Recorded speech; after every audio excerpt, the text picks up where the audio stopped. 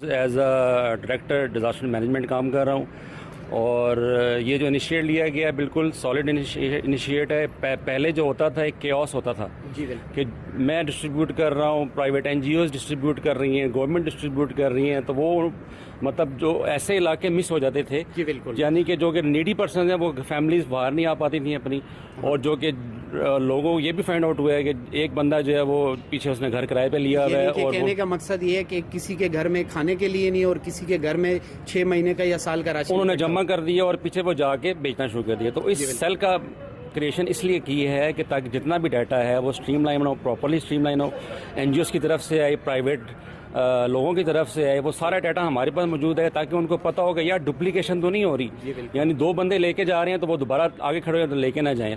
तो properly distribute हो, section wise distribute हो, यूसी वाइज डिस्ट्रीब्यूट हो, और इस हमारे से कम्युनिकेट करें। मैं तो ये कहूँगा अपना डाटा हमें दें, जो भी आप डिस्ट्रीब्यूट करें, जैसे कि पीएचए हो गया वो हमें डाटा प्रोवाइड कर रहा है, एनजीओज 14 अबव आ गई हैं हमारे पास, वो प्रोवाइड कर रही हैं। प्राइवेट सेक्टर्स बड़ा है हमारे पास, प्राइवेट लोग बहुत हैं, वो अपना डाटा हमसे शेयर करना शुरू हो गए हैं। तो आई वुड सजेस्ट कि हम डीसी साहब के बिल्कुल अंडर काम कर रहे हैं और कहते हैं कि हम यहाँ पे डाटा प्रोवाइड करें अपना, ताकि सारा के सारा स्ट्रीमलाइन प्रॉपरली आके इस मिशन में हमारे साथ दें और वी फोर्स का साथ दें ताकि हम कामयाब हो सकें। अच्छा, वी फोर्स जो है लोग कनेक्ट कैसे होंगे? सर अस्सलामुअलैकुम, शेख ज़ुबैन हूँ मेरा नाम, और इस मॉनिटरिंग सेल को कायम करने का एक मकसद है जिसके पीछे पूरी एक जद्दोजहद है।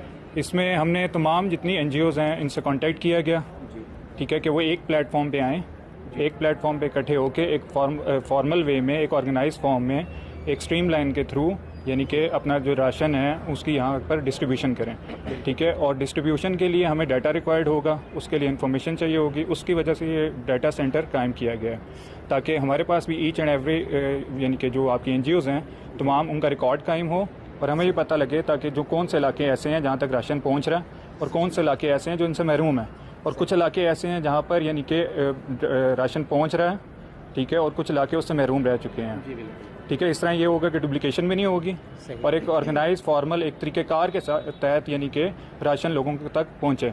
और इस तरह ये भी होगा कि कुछ एनजीओज़ अगर जिनके पास कोई राशन की कमी होगी है तो दूसरे एनजीओ उनसे कांटेक्ट करके उनको भी फैसिलिटेट कर दें। तो मेन हमारा पर्पज़ यानी कि फैसिलिटेशन है।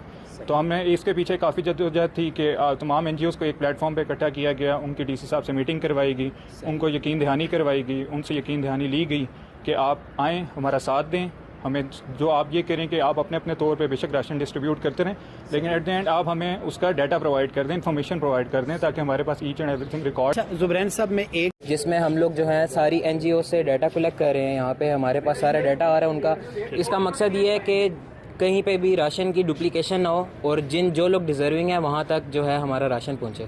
तो इसलिए हम लोगों ने ये इधर सेल कायम किया। हमारे पास पूरी टीम बैठी हुई अंदर, जो सारे अपने जिनको काम असाइन किया वो सारे काम। आप तो अभी तो आपके पढ़ने के दिन है, आप पढ़ भी रहे हैं माशाल्लाह। आइसोलेशन में वैसे तो गवर्नमेंट कह रही है कि सब घरों में बैठें, तो आप क्या ऐसा जज्बा है जो आपको मजबूर करता है कि आप घर पे ना बैठें, लोगों की खिदमत करें? क्या ऐसी वजह है?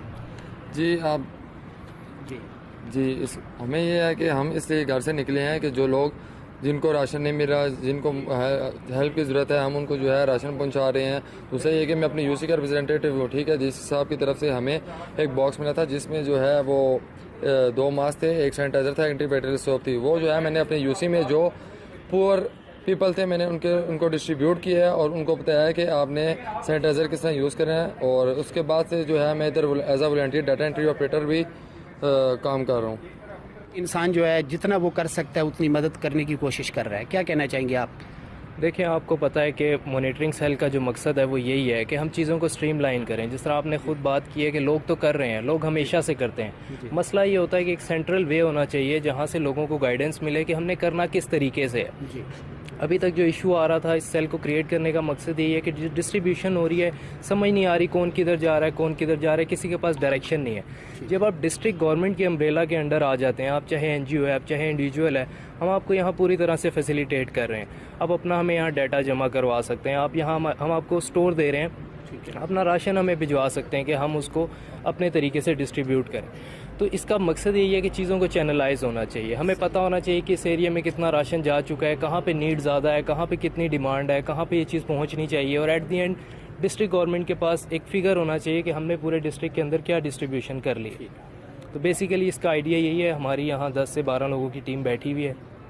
तकरीबन दूसरा हफ्ता है इसको, और अभी आपको पता है अभी तो ये काम स्टार्ट हुआ है, ये आगे चलेगा, आगे हमारा रमज़ान का महीना आ रहा है तो डिस्ट्रीब्यूशन चलेगी। तो इस पूरी टीम का यहाँ बैठने का मकसद यही है कि चीज़ों को चैनलाइज तरीके से चलाया जाए, और इसमें यही है आवाम से अपील है कि आप इसमें कोऑपरेट करें, ट्रस्ट करें हमारे ऊपर, किसी किस्म की इंटरफेरेंस हम उनके साथ उनके मामलात में नहीं कर रहे। बस एट दी एंड हम एक डेटाबेस बना रहे हैं जो उन्हीं के फ़ायदे के लिए, जो उन्हीं को हेल्प करेगी कि हमने अब नेक्स्ट कहाँ जाना है, कहाँ अपनी डिस्ट्रीब्यूशन को लेकर जाना है। शुक्रिया जी। अस्सलाम वालेकुम सर, एक तो आप ये बता दें कि आपकी क्या यहाँ पे जी बहुत शुक्रिया। मेरा नाम इमरान साहिर है और मैं डिप्टी कमिश्नर वी फोर्स में जो रावलपिंडी में यूसीज़ हैं उनको रिप्रेजेंट कर रहा हूँ। जैसे आपने देखा कि यहाँ पे एमपीएस भी आए, आसिफ साहब आए हैं, वासिक कयूम साहब आए हैं, डिप्टी कमिश्नर साहब आए थे, अभी चैम्बर ऑफ कॉमर्स के जो रिप्रेजेंटेटिव हैं वो आए हैं। तो ये मॉनिटरिंग सेल का जो मकसद है वो हमारा ये था कि जिन इलाकों में ऑलरेडी डिस्ट्रीब्यूशन हो चुकी है वहाँ पे डुप्लीकेशन ना हो। और जैसे कि गवर्नमेंट ऑफ पाकिस्तान ने, गवर्नमेंट ऑफ पंजाब ने एक एनओसी का सिलसिला स्टार्ट किया है कि जो प्राइवेटली अपने तौर पे दे रहे हैं उनको एनओसी गवर्नमेंट ऑफ पंजाब देगी, तब जाके वो प्राइवेटली दे सकते हैं।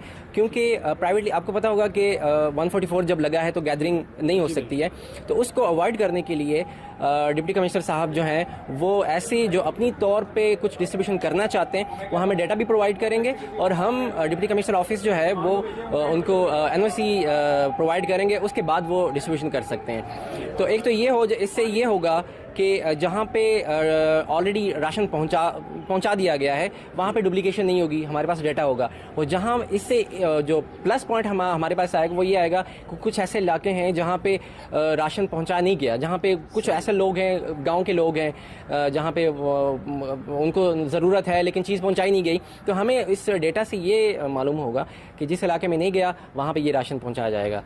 और ये डेटा हम शेयर करेंगे एनजीओज़ के साथ भी, क्योंकि आपको पता है कि एक ही एनजीओ बार बार, अगर मैं अपने इलाके की आपको बताऊं तो एक ही एनजीओ बार या दूसरी एनजीओ बार बार एक ही इलाके में अगर डिस्ट्रीब्यूशन करेगी तो इससे यही होगा कि वो जो बाकी लोग हैं वो महरूम रह जाएंगे। नंबर है उस्मान साहब जो वी फोर्स को रिप्रेजेंट करते हैं, इनसे जानना चाहते हैं कि यहाँ पर ये वॉलंटियर काम कर रहे हैं और क्या खिदमत सर अंजाम दे रहे हैं। जी अस्सलाम वालेकुम। देखिए जी, वॉलंटियर का पहला मकसद यही है कि हम लोग जो हैं इस पैनेडेमिक में अपनी आवाम को हेल्प प्रोवाइड करें, उनकी मदद करें। तो इसके लिए हम आपने देखा कि हमारे मुल्क में यही जज्बा है कि हमारे पास इतने वसाइल ना होने के बावजूद पूरी दुनिया जो है कोरोना वायरस की वबा का मुकाबला कर रही है। और आज अगर आप देखते हैं डेटा, अगर आप देखते हैं तो पूरी दुनिया में 18 लाख से ऊपर जो है इस मर्ज़ का शिकार हैं, मरीज़ हैं, हॉस्पिटलों में हैं। लेकिन अल्हम्दुलिल्लाह आज हम फ़ख्र से कह सकते हैं, हमें अपने नौजवानों पर फ़ख्र है, हमें प्राउड है अपने नौजवानों पर कि वो